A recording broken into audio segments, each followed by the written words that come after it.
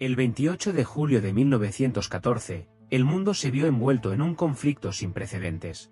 Un evento bélico, que duró hasta 1918, y que enfrentó a las principales potencias europeas en una guerra total que transformó el curso de la historia.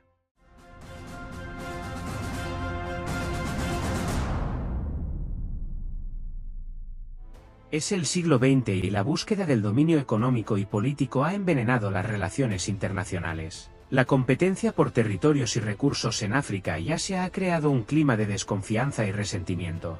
Alemania y Gran Bretaña, en particular, se disputan la hegemonía económica y militar, creando una rivalidad que amenaza con incendiar el continente. La paz armada, un oxímoron que define a la perfección este periodo entre 1885 y 1914, donde las potencias europeas, incapaces de resolver sus diferencias por la vía diplomática, se enredan en un sistema de alianzas que convierte cualquier conflicto local en una guerra continental. La Triple Entente, conformada por el Imperio Británico, la República Francesa y el Imperio Ruso, y la Triple Alianza, conformada por el Imperio Alemán, el Imperio Austrohúngaro y el Reino de Italia, quien se declara neutral. Las voces pacifistas, aunque presentes, son acalladas por el clamor nacionalista y militarista. Los gobiernos, envalentonados por sus arsenales y por la confianza en sus ejércitos, se embarcan en una carrera armamentística que solo alimenta la espiral de tensión. Las crisis diplomáticas y los conflictos regionales, como las guerras balcánicas, intensifican las tensiones y ponen a prueba el sistema de alianzas. El asesinato del archiduque Francisco Fernando de Austria y su esposa en Sarajevo, el 28 de junio de 1914, a manos de un ultranacionalista de origen bosnio llamado Gavrilo Princip, finalmente es el detonante que inicia la guerra. Como consecuencia se desencadena la llamada «Crisis de Julio», una serie de ultimátums y declaraciones de guerra. Las tensiones entre las potencias europeas se intensifican rápidamente. Austria-Hungría declara la guerra a Serbia, y provoca la intervención de Rusia, aliada de Serbia. Alemania, a su vez, declara la guerra a Rusia y Francia. En cuestión de días, la mayor parte de Europa entra en guerra. Austria-Hungría busca engullir a Serbia, mientras que Francia sueña con llegar a Berlín, y Alemania sueña con llegar a París. Sin embargo, la falta de coordinación entre las potencias centrales y la complejidad de la guerra en múltiples frentes pronto frustrarán estas expectativas, dando inicio a un largo conflicto.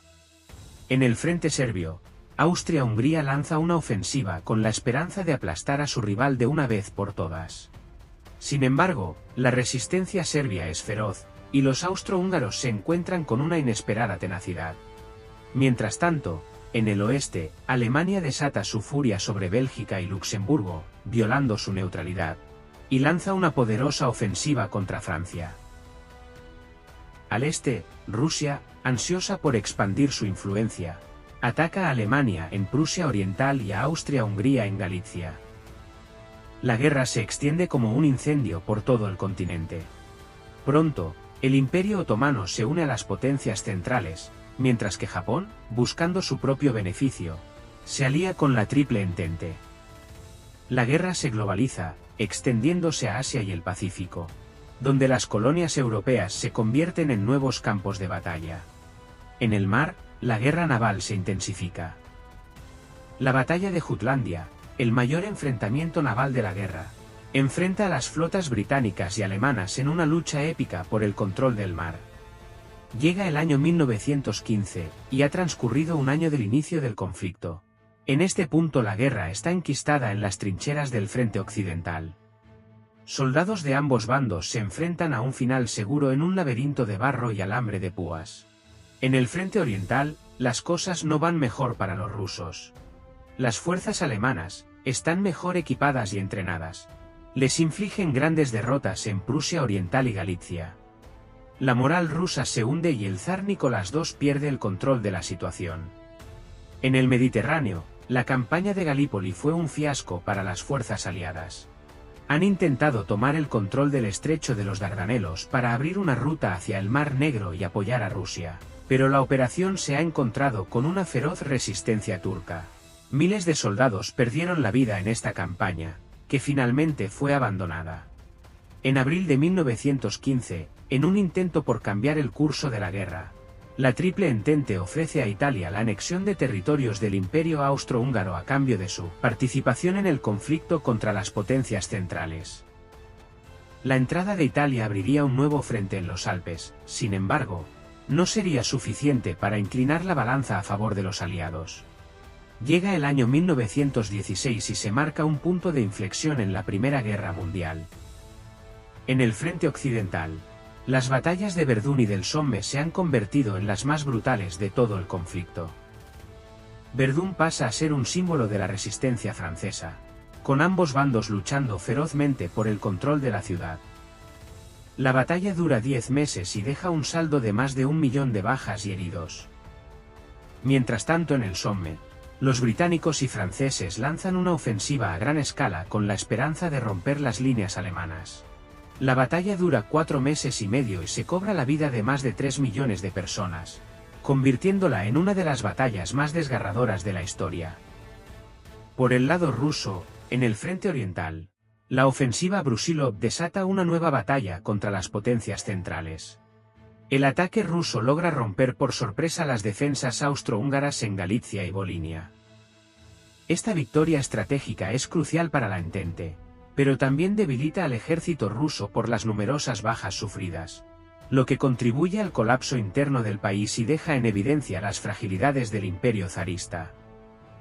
Mientras tanto en el este, Rumanía se une a la Triple Entente con la esperanza de obtener ganancias territoriales. Sin embargo, las fuerzas alemanas y austrohúngaras contraatacan con fuerza y Rumanía es rápidamente ocupada. Año 1917. Durante este año, dos eventos sacuden el tablero de ajedrez: la entrada de Estados Unidos en la guerra y la Revolución Rusa. Estados Unidos, hasta entonces una nación neutral, decide unirse a la Triple Entente. Su enorme potencial industrial y militar inclina la balanza a favor de los aliados, proporcionando un flujo constante de armas, municiones y soldados. Mientras tanto, en Rusia, la revolución derroca al gobierno zarista sumiendo al país en un caos político.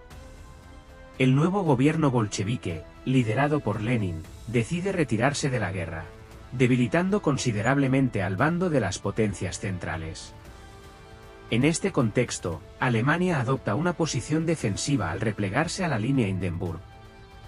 Esta retirada estratégica les permite mejorar su situación táctica y frustrar los ataques aliados. Año 1918. Inicia la primavera, y la agonizante Alemania lanza una última apuesta: una serie de ofensivas desesperadas por arrebatarle la victoria a las fuerzas aliadas. Al principio, la ofensiva alemana tiene éxito, sin embargo, la resistencia aliada se fortalece rápidamente, y durante el mes de julio, contraatacan con furia logrando romper la línea Hindenburg. La guerra se acerca a su fin y Alemania se ve envuelta en una revolución. El Kaiser Guillermo II es depuesto y se establece una república. El nuevo gobierno alemán, sin otra opción, se ve obligado a rendirse el 11 de noviembre de 1918. Se firman armisticios con Alemania, Bulgaria, Austria, Hungría y Turquía, poniendo fin a los combates. La guerra deja finalmente un devastador saldo de millones de pérdidas humanas y un continente en ruinas, además de cambios políticos significativos como la caída de los imperios austrohúngaro y otomano, que dan origen a nuevos tipos de Estado. Un año más tarde, el 28 de junio de 1919 se firma el Tratado de Versalles. Este tratado pone fin oficialmente a la Primera Guerra Mundial, y tiene como objetivos principales: establecer la paz entre las potencias aliadas y asociadas y Alemania, limitar el poder militar de Alemania, reparar los daños causados por la guerra a las potencias aliadas y asociadas, crear un nuevo orden internacional basado en la cooperación y el derecho internacional. Para los alemanes este tratado es considerado una humillación, generando un sentimiento de resentimiento en la población, que, a la larga, contribuiría al ascenso del nazismo y propiciaría una Segunda Guerra Mundial.